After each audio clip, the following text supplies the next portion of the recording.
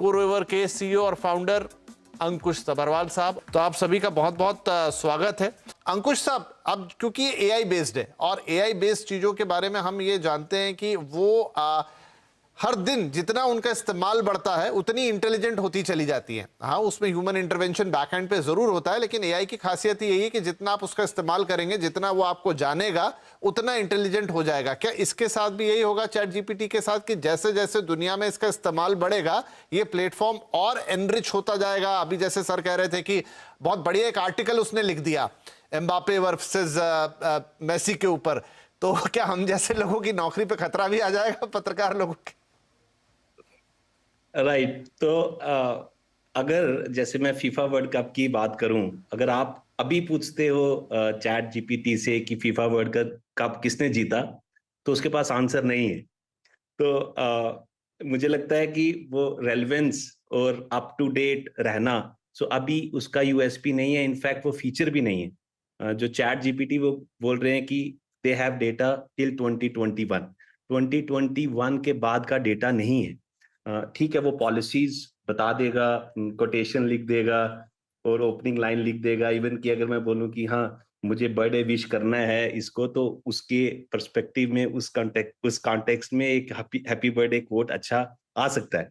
लेकिन अगर मैं उसको चैटबॉट या कन्वर्सेशनल एआई जो एंटरप्राइज मॉडल से उनसे कंपेयर करूं, तो मेरा कभी बैंक बैलेंस नहीं बताएगा, वो कभी मुझे ट्रेन की टिकट बुक नहीं करके देगा, वो शायद पीएनआर स्टेटस कभी नहीं बताएगा। उसमें तो हर सेकंड चेंज हो रहा है। यहाँ पे तो वो 1 साल पुरानी बात कर रहे हैं। सो एज वो उन्होंने जैसे बताया कि नौकरी पे इट्स अ खतरा गुड नहीं है हमारी स्टार्ट। उतनी।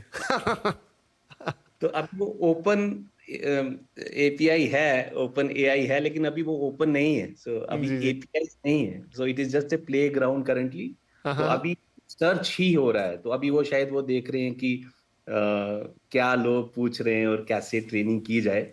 और अगर मैं गूगल से कंपेयर करूं, जैसे हमारा टाइटल है, गूगल तो आंसर बताता है कि कौन जीता, हम्म। अर्जेंटीना। तो वो गूगल के पास भी एक कैपेबिलिटी है, लेकिन गूगल वो रिस्क नहीं लेता। गूगल बताता है कि ये इंफॉर्मेशन मैं बता रहा हूँ, लेकिन ये कहाँ से आई है। राइट। तो वो अभी जो ओपन एपीआई से वो जो चैट जीपीटी है, वो उनके पास अपना एक लार्ज डेटा मॉडल है। वो कहाँ से उन्होंने लाया है, they might reveal it, but they don't keep it updated always. जैसे मैंने बोला, वो सिर्फ 2021 तक का डेटा है।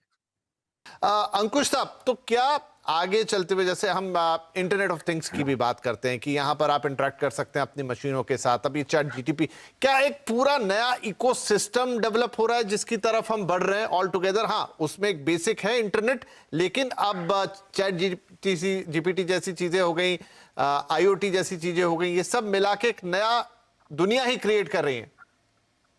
बिल्कुल। जैसे आप वेब 3.0 क्या है, वो तो चलो यहाँ टॉपिंग नहीं है, लेकिन मैं बताता हूँ कि किस तरफ हम जा रहे हैं। वेब 1.0 में क्या था, एक वेबसाइट बनती थी, है ना, जो भी इंफॉर्मेशन मैं डालना चाहता था एक वेबसाइट में आ जाती थी।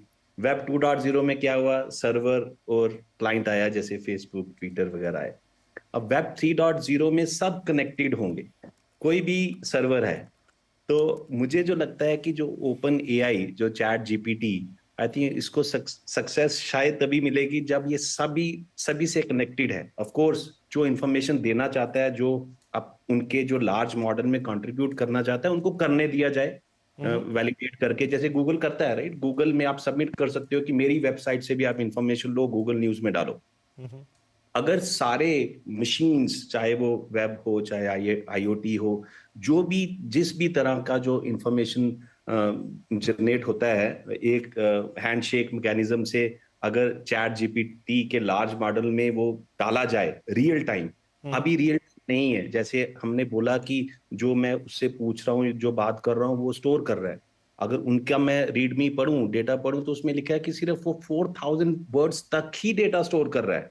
आज वो याद कर रखेगा, कल आप दोबारा जाओ वो याद नहीं रखेगा। 3000 टोकन्स, ओनली 4000 वर्ड्स का ही वो कॉन्टेक्स्ट मेंटेन कर रहा है। राइट।